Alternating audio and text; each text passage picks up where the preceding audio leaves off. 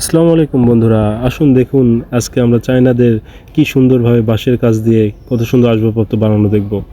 প্রথমে দেখুন বাতাগুলো একসাথে সাজিয়ে নিল, তারপরে চিকন বাতা দিয়ে সেগুলোকে গুছিয়ে নিল।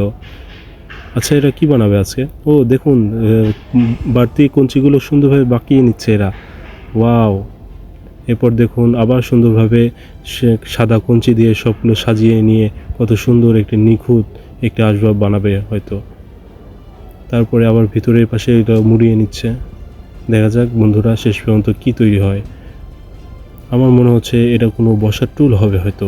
আচ্ছা দেখি আমরা শেষ পর্যন্ত বন্ধুরা। দেখুন তাদের হাতের কাজ কত সুন্দর আর এবং কত দ্রুত এরা করতে পারে। শেষমেশ আমার মনে হচ্ছে এটা কোনো বসা বা মাছ ধরার যন্ত্র হবে, কিন্তু শেষ পর্যন্ত না দেখা পর্যন্ত বলতে পারছি না। ওয়াও! ভিতরে আবার কত সুন্দর ডিজাইন হয়ে গেল। আসলেই চায়নাদের বুদ্ধি আর শক্তপোক্ত হয়েছে জিনিসটি।